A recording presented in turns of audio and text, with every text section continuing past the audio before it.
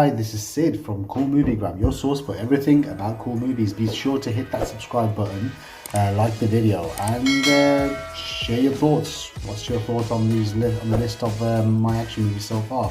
This is the 7th video that I'm doing of this list, which covers movies number 20 to 16.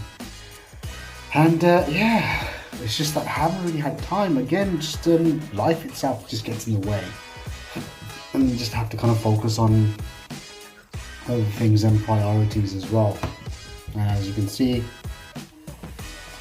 I'm still in my work clothes. Well, without further ado, let's get into it.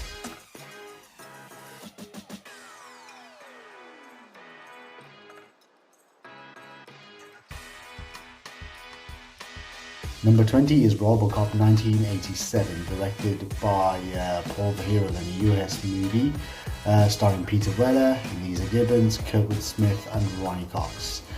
Yep, set in the future, well, in the 21st century, from what they thought was in how they thought it would turn out in 1987, where the economy goes bust, gangs take over, like this time set in Detroit. And law enforcement is kind of like on a tether, and they're hanging off on a string. Now, a righteous, honest cop, Murphy, played by Peter Weller, is brutally murdered and mutilated in a way by Clarence Bodinger and his gangs, played by Kurtwood Smith. And eventually he's brought back to life by a corporation working with the police. This time revived as Robocop, a part machine, part man for police, and he's just out to kill the bad guys. And dead or alive, they're coming with him. What can I say about this film? I mean, it's just it's so iconic. Again, this is a film that kind of like brought a new light to blood squibs and how important they are. I mean, even when you watch a movie that was made back in 1987 and look at it now, this is about what, 35 years ago. You just look at the quality of the film compared to like most of the modern day movies that are being made, and even the remake that was came out in the in the 2000s or 2010s. That was just such a letdown. It just did not have that same kind of like just that charm or the wit and the kind of like the funny kind of like satirical look on like how society can kind of evolve. It just didn't have that at all, and this film, it just works in a sense. I mean, Peter Weller does a good enough job, and for me, it was Kurtwood Smith's character, Clarence Bodinger, who's just absolutely just the personification of pure hatred and evil. He's just a bad guy who just loves being bad, and at the same time, he's just so easy to hate him, but then at the same time, you think he's just funny. He's like, considering, yeah, this is the same guy who kind of eventually ended up being the dad, Red Foreman in the hit sitcoms that 70s show, and just shows his talent. I mean, he always seen as being someone rather comedic. And then Ronnie Cox, of course, doing his same bad guy shtick as he did in Total Recall. This time around as Dick Jones. And yeah, again, I mean, Paul Verhoeven, I mean, I think this was his first English language movie. And this kind of led on to other things like Total Recall, Basic Instinct, and many others. But this was definitely, like, I would say, the crown, one of the jewels in his crown. Definitely, yeah. See, I'm just losing my words. I mean, my camera speaking ability is kind of waning. I mean, that's what happens when you don't record a video for so long. But definitely, I would say, I mean, you probably must have seen this movie. I mean, it is an all-time classic. It's just like such an amazing film, and it's just filled with violence. The action is great, and even some of the CGI looks, some of the special effects, the practical effects may look a bit dated, but it's just got that charm to it. That kind of like that 80s charm from like the science fiction action movies that came out around in that era. They just had that certain charm where they still kind of appeal to today's kind of like filmmaking, and can't go wrong.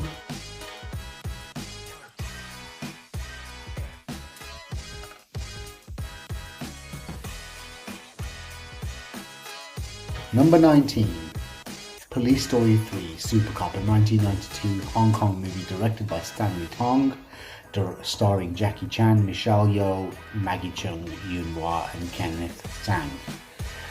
Yep, this was the third installment in the Police Story where we see Jackie Chan's character Ka Kui, aka Kevin Chan, going undercover to bring down a Hong Kong drug lord, Chai Bat, played by Kenneth Tsang.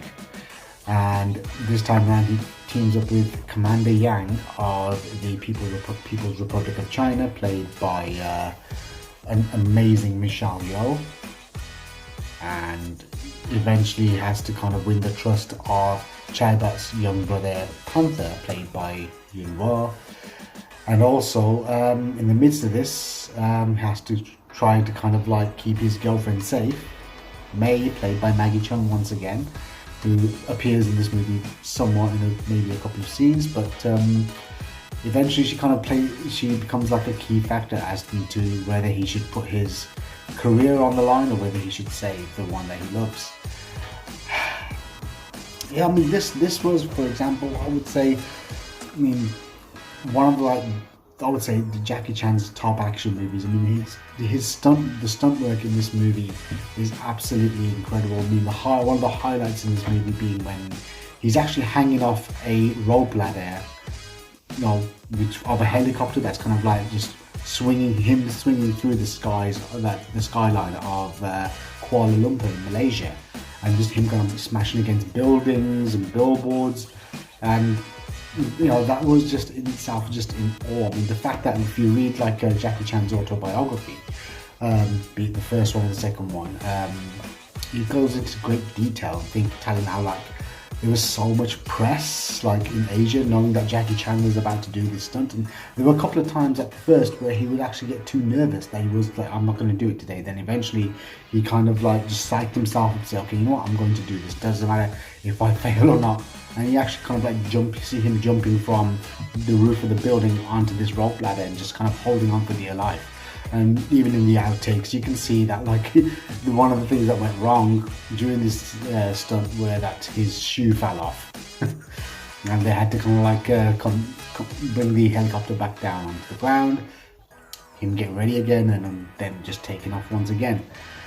And again, I mean, this film he did face a lot of injuries, and he kind of got hit by a train whilst he was hanging.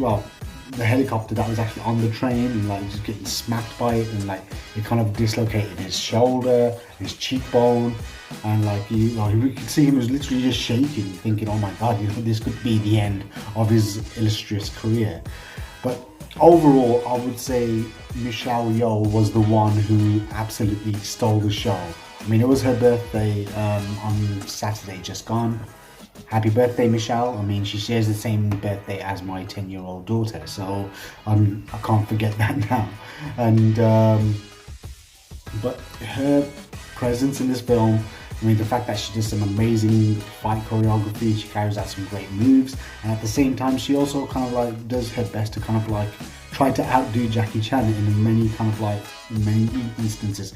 The fact that she's hanging off a speeding van, got the rails on the top of the roof, and also then just falling off the roof of this van, falling onto the car that's being ridden by Jackie Chan, and then she just kind of slides off, and you see that it did go wrong on the first take.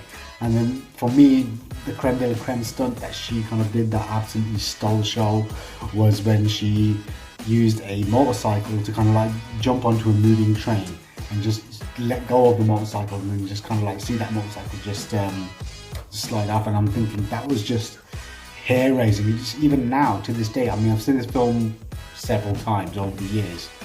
That was the first time that it kind of like got me into Michelle Yeoh movies. I thought, wow, this woman is incredible.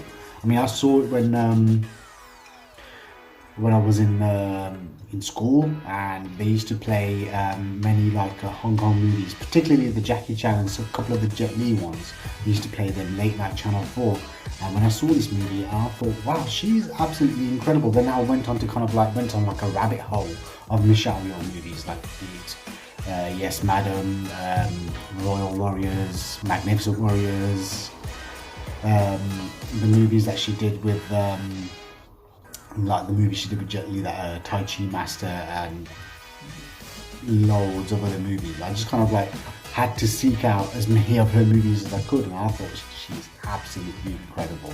She just had that great on-screen presence, a great actress, but at the same time just a bona fide kick-ass action star, and you just don't get them as much. I mean, one of the only drawback I would say of this movie, I would say, was the fact that it featured Yuen Wah, who's one of Jackie Chan's former like childhood buddies, who he actually grew up with, and the fact that they didn't actually have an actual fight, because this guy's had been in some amazing fight scenes, be it in parts of Dragon's, a little bit of Dragon's Forever. He didn't get to do that much. In Sammo Hung's Eastern Condors, I mean, his fight scene with Sammo Hung and Yuen Bu was absolutely amazing. I mean, this guy was also the double. Yuen Wah was the double for Bruce Lee in many of his acrobatics in movies like Fist of Fury, Enter the Dragon, and so on and so forth, because he had the similar build. Because Bruce Lee couldn't do those acrobatics because of his back injury. So, yeah, but the fact is that they didn't utilize it as much. And I thought, I mean, it could have been either Michelle Yeoh versus Yuen Wah or Jackie Chan versus Yuen Wah. They could have utilized that a lot more. But unfortunately, they didn't go down that route. And again, the late Kenneth Tsang, a great character actor, he was mostly known for playing bad guys during his time, like from like the Wong Fei Hung movies, the black and white ones, all the way up until, like, for example, either black supporting roles or bad guys. But then he's always been very effective. But again, this is the fact that this is actually coming out on a 4K trilogy box set released over this and also it's getting its first ever UK Blu-ray. If you get stupid inside that prison, those two are cops! I absolutely wholeheartedly say this is, I mean, made in the last few years of Jackie Chan's top tier kind of phase, where the films that he was making were just bona fide, just absolutely amazing films. I mean, just kind of some movies that cemented his career as like one of the greats of action cinema.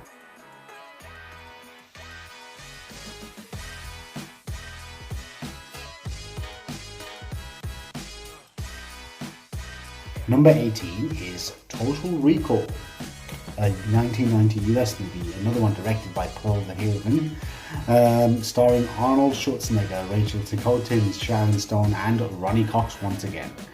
Yep, a film about Quaid, who's a regular blue-collar bozo working in a construction job, living with a beautiful wife played by Sharon Stone, but he always yearns for something more.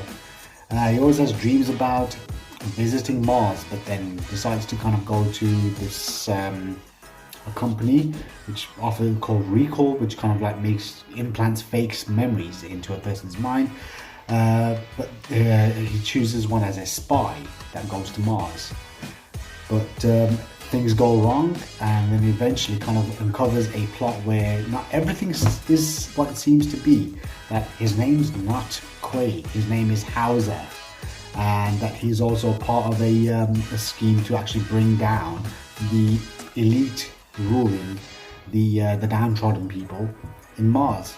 So you see him going into Mars and meeting up with a feisty freedom fighter played by Rachel Ticotin, and eventually taking on the bad guy, Ronnie Cox's Cole Hagen, who's kind of depriving the mutants and the downtrodden of Mars of air, one of the most basic necessities. But there's a lot more. The grand scheme of things, as it kind of goes along, you see a lot more is actually happening, and definitely some of the best like twists that would ever happen. And this film, again, this was made at like the peak of Arnie's career.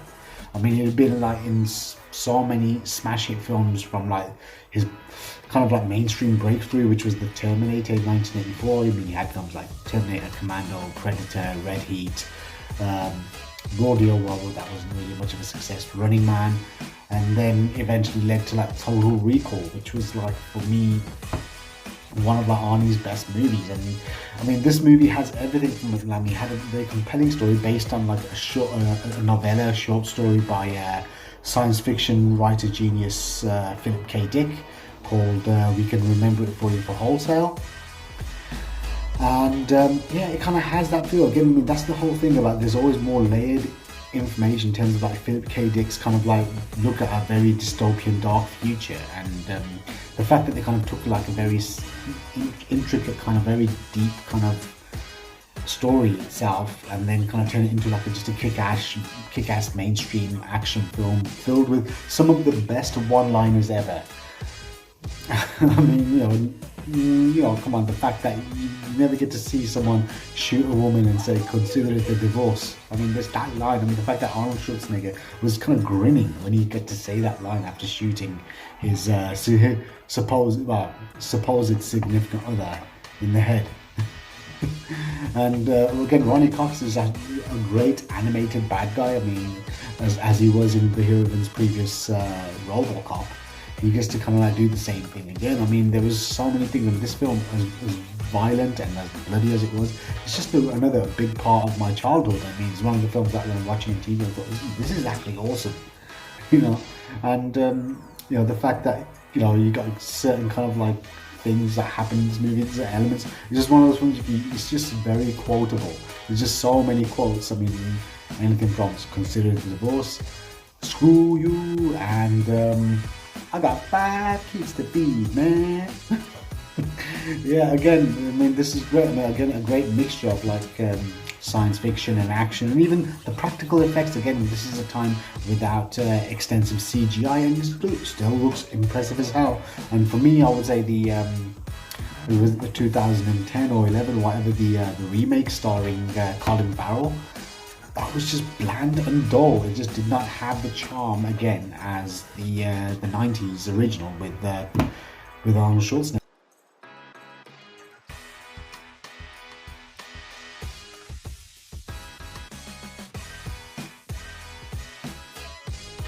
Number 17 is John Wick Chapter 3 Parabellum 2019, a US movie directed by Chad Stahelski, starring Keanu Reeves, Ian McShane, Lawrence Fishburne, Halle Berry, and Mark Dacascos. Yep, again taking place and picking up just straight after the events of John Wick Chapter 2. You see the titular character played by Keanu Reeves once again on the run, being hunted. He is now an excommunicated member of the league and the actual underworld of assassins for breaking one of the most important rules, where he has to literally fight his way to try and find a way to actually become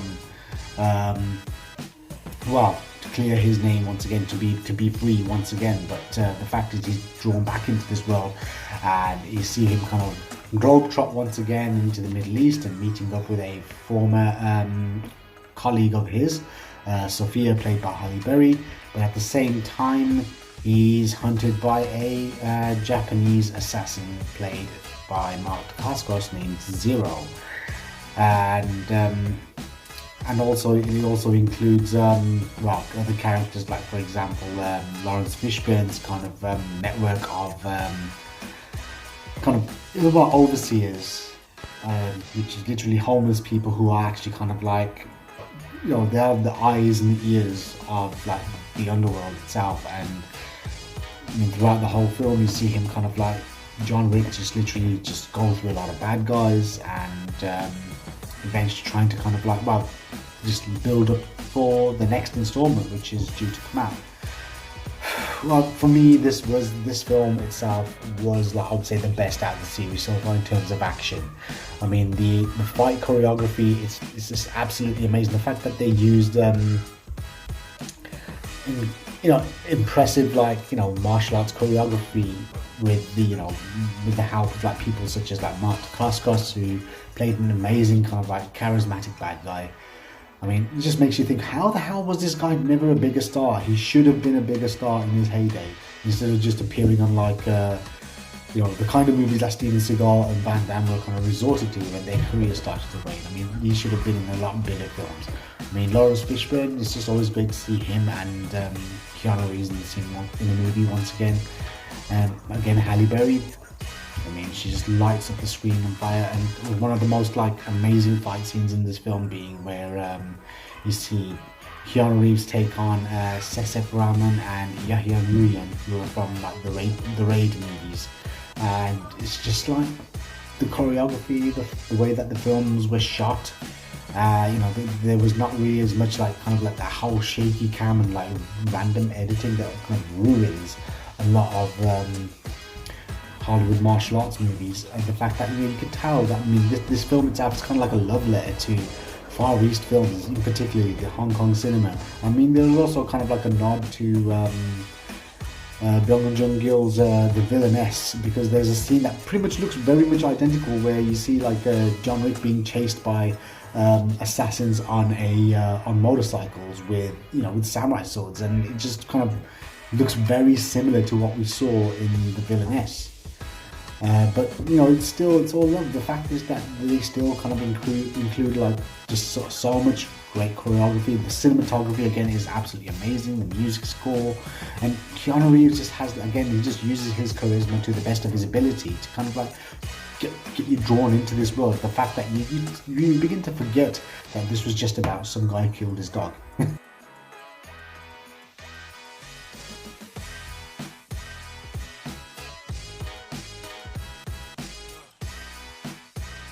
Number 16 is Raiders of the Lost Ark, 1981 movie, directed by Steven Spielberg, starring Harrison Ford, Karen Allen, Paul Freeman, and John Rhys Davies. Indiana Jones is a professor of archaeology who decides to find the Ark of the Covenant, which is meant to hold mystical powers, but at the same time he's up against a smarmy rival archaeologist played by Paul Freeman, who teams up with the Nazis prior to World War II. And in this time he also you see him globetrot from, it starts off in the jungles of South America I think it is, South America, where you see a young Alfred Molina play like a treacherous guide who ends up tries to betray Indiana Jones, but then at the same time you see him go from there to to Asia, to then the Middle East, and also teaming up with an old flame of his, and played by Karen Allen. And throughout this whole film is just a lot of adventure and excitement and action. Now, what can I say about this film? It's iconic. I mean, the music itself, and John Williams' amazing music score just makes the film so iconic. At the same time, you got Harrison Ford in probably a career-defining role. I mean, although he was very popular as Han Solo in the Star Wars movies prior to this, but then Indiana Jones more or less just solidified his box office potential. I mean, considering that this film was originally written for, they had agreed to cast Tom Selleck as the titular role, but he couldn't get the time off his TV show Magnum PI, because he was already had set into a contract, and they he wasn't able to be in the movie, so they turned to Harrison Ford. And again, this film itself is just filled to the brim with just amazing cinematography. The writing is just absolutely stellar, really good writing. I mean, the performances again are great, and the cinematography, the direction. I mean, Steven Spielberg just really proved he was not just a one-trick pony, and he is one of the greats. I mean, he had previously done great movies like Jaws, Close Encounters of the Third Kind. and many others, like good few others, but then this film itself was more or less what kind of like solidified his kind of potential at the box office, and also at the same time his abilities as a director kind of shown that he had actually kind of developed, and he just made a winning formula which more or less was trying to be replicated by many other studios. Even Tom Selleck had actually done a movie, I can't remember the name of it. It was actually produced by Hong Kong studio Golden Harvest when they were making Hollywood movies. He's playing like some sort of an adventurer, but it just didn't really take off. But again, this film itself is just it's more, you know, one of those very few moments of like movie magic. Just you can't kind of like fault it. I mean, it's one of those films that's gonna be iconic forever. I mean, as bad as like the final Indiana Jones film, the previous one, the fourth installment, was The Kingdom of the Crystal Skull, but you can't deny the greatness of the first three when it was a trilogy of Indiana Jones movies. You can't deny the greatness and the impact that these films have had. I mean, everyone from across the world, every generation knows that this character, this movie is an absolute gem. I mean, this is just kind of like, you know, it's one of those films just deservedly preserved, and it's deservedly kind of like, as a film, it's probably better than majority of the films that are on my list, even after and before this film. I mean, this is just like, for example, when it comes to movie making, for me, I mean, this is like one of like those, you know, definitely top tier films of all time. I mean, not just in action or adventure, but just overall as a film. I mean, Raiders of the Lost Ark, I mean, I would say it's probably one of Steven Spielberg's masterpieces. I mean, you can't deny it. I mean, it's up there with E.T., with Jaws, Close Encounters, and Schindler's List. I mean, Raiders of the Lost Ark is definitely a defining moment of cinema. I mean, this is one of the first films that kind of like took action adventure as a serious kind of genre, but at the same time had this kind of like this winning charm about it. It's just kind of like, it's just a movie, but at the same time it's something that people of all ages can enjoy. I mean, kids can look up and say, wow, this just looks so cool. I mean, he's such a cool character then. And even adults are like, yeah, you know, we like him, he's cool, you know, he's smart, and at the same time he's just badass.